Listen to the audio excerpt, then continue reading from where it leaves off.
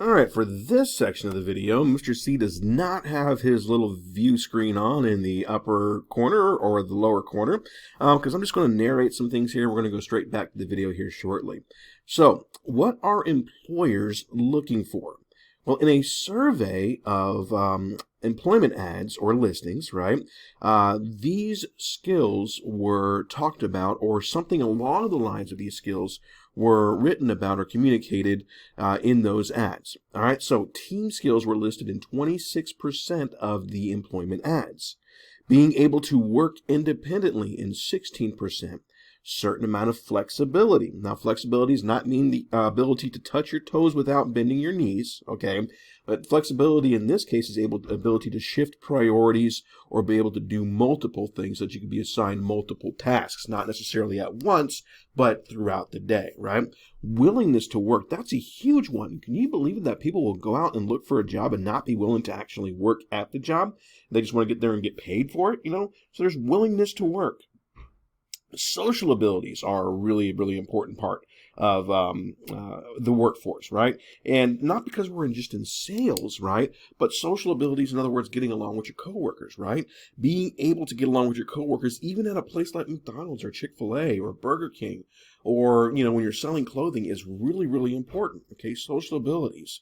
And, of course, communication skills, being able to communicate effectively, right? And, of course, there's multiple forms of communication. Just because somebody can't speak well doesn't mean they can't communicate well, because there's other forms of communication, all right? So, let's see here. Our next thing, what you will see in a lot of employment ads, and these are some things that you might need to know in research, right, are things like level of perception, intellectual capacity, your personal appearance, that may be a big thing, leadership abilities, creativity, customer orientation, neatness, willingness to learn, organizational skills, diligence, manners, sense of responsibility, dependability, and fairness. Now, if you're in the classroom with me, I'm going to take the time to go ahead and go over those with y'all.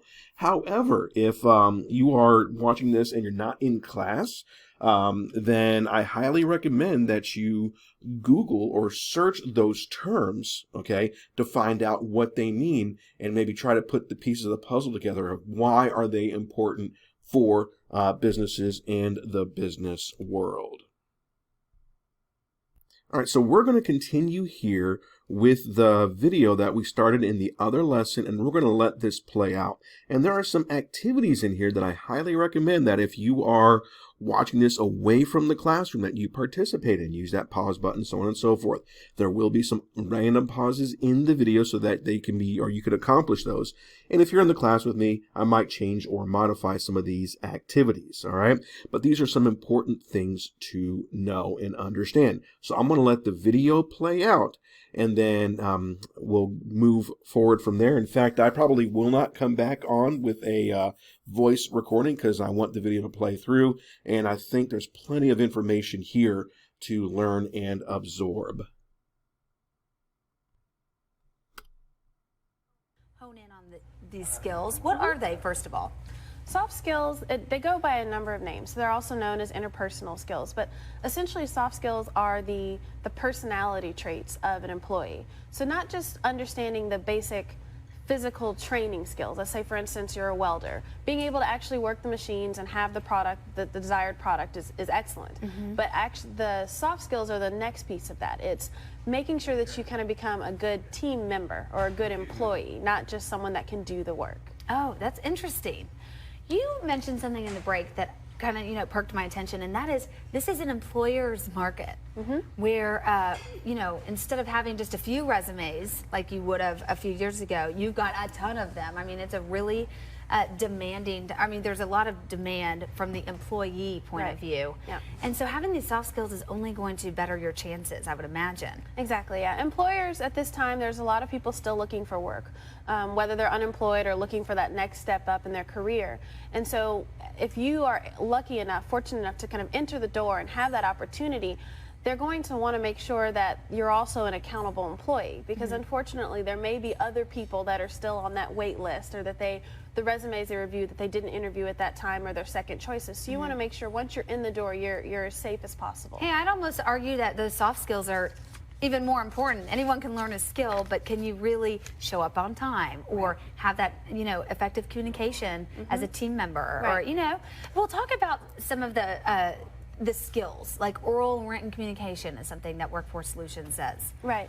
And that covers the gamut. It's, are you able to express yourself in a way that, one, other people are able to understand, and two, that's in a respectful manner? Can you take direction? Can you give direction in a way that it's really helping build the team? Yeah, talk about that teamwork or the collaboration skills.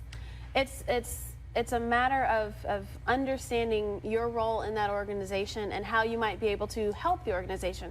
It's not all about just helping yourself. It's understanding you're a part of a bigger piece now, and where do you fit? How can you work together? If there are issues, how can they be resolved before they kind of blow out of proportion? Yeah. What about those problem-solving skills too? It's very similar. It's the ability to recognize that something may not be the way that it's supposed to be, and it might be a machine that's not working, or it might be some process that's not as effective as it could be. How do you identify that? How do you come up with possible solutions, and how do you work with management and other team members to have those things implemented? So how can we really hone in on these skills? Can Workforce Solutions help? We can. There's a standing class called Succeed at Work at all 3 of our centers that anyone could walk in. It's just a matter of checking our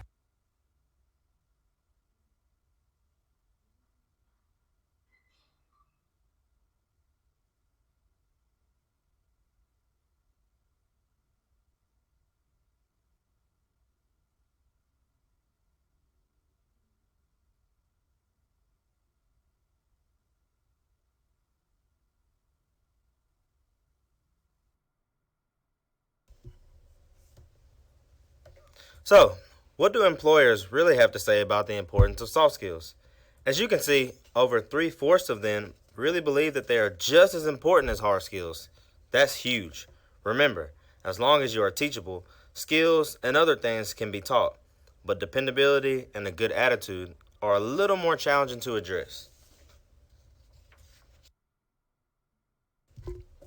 So take a look at this. This is a list of the top 5 soft skills employers look for in their new hires. Of course, there are several soft skills that are important, but let's look at the top 5. No surprise that communication skills tops the list, followed by having a strong work ethic, strong teamwork skills, problem-solving skills, and taking initiative. Looking over the top 5, do you see some strengths? Perhaps some weaknesses? That's what this is for. We'll get to that here in just a minute.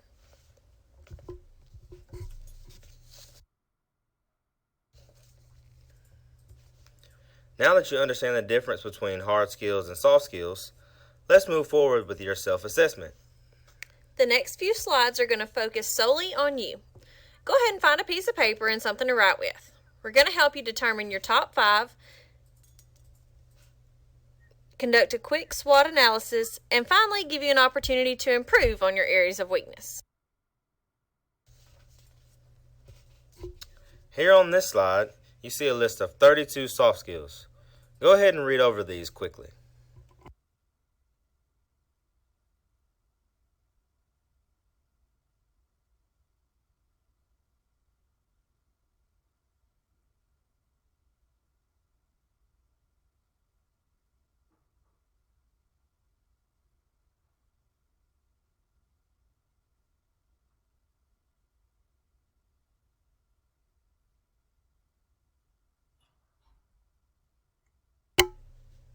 That's several soft skills, but now you've had the chance to read over them, go ahead and find 5 of your top strengths and list them on your page.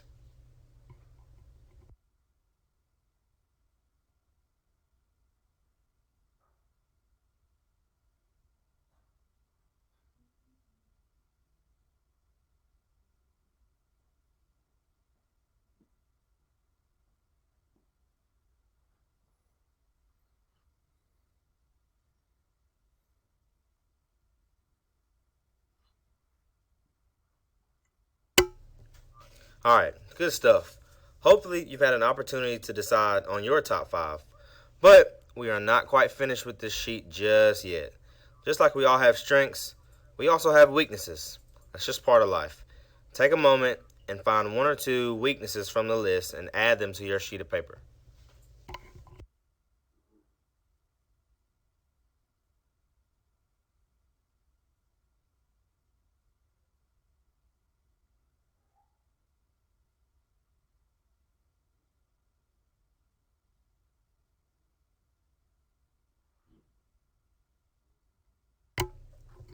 That was pretty easy. Now keep your sheet of paper handy as we move on to our SWOT analysis. Okay, at the bottom of the sheet of paper you've been using, draw 4 blocks, pretty much similar to the diagram shown. It doesn't have to be anything fancy, just squares big enough for you to write in. We've started your list of strengths and weaknesses as far as soft skills are concerned, but this is an opportunity to expand into additional opportunities for growth related to your overall job search. While our strengths and weaknesses are internal assessments, this is an opportunity to assess the external factors such as opportunities and threats that surround your situation. For example, S stands for strengths, W for weakness, O for opportunities, and T for threats. Strengths and weaknesses we've addressed as far as soft skills, but I want you to think beyond that. What are your strengths and weaknesses as far as your job search is concerned? What about your career goals? What about your major? What about your college plans? Strengths and weaknesses overall. Then we move into opportunities. Opportunities to strengthen our weaknesses. Opportunities that we can take advantage of as far as being more marketable in our career path. Of course, then there are threats. What's holding us back? What's in our way? What are some obstacles that we're going to have to overcome? Think of those things and jot down your thoughts.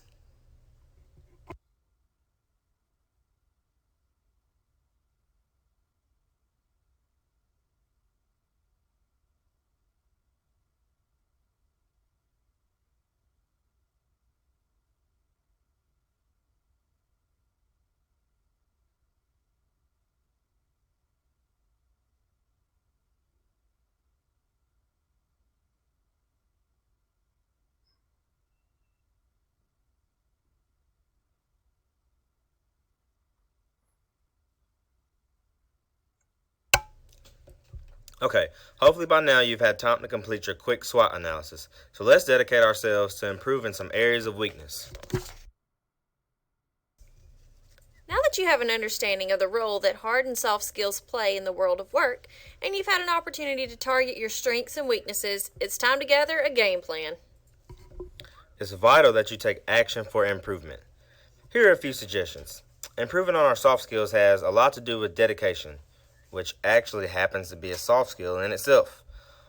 For example, if, say, you need to be more organized, you definitely need to find a system of using different calendars or maybe even reminders so you can get to where you need to be there on time, and have everything in a certain spot. Whatever you need to do for your personality and whatever works for you, that's where you have to make that step and make that judgment call for your improvement. Because once you recognize what you have to work on, the next step is implementing a strategy to get it done. That's what will help you be successful in whatever you end up doing. Absolutely, Caleb. Also, going back to your SWOT analysis you just completed, in some areas of weaknesses, there are actually classes that will challenge us to improve. For example, several people have a fear of talking in front of people or leading other people. In this case, maybe a speech class or volunteering for a leadership role in a club or outside volunteer opportunity may actually strengthen that weakness.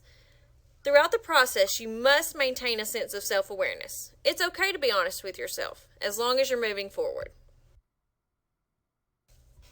Well, this actually concludes our session on soft skills in the workplace.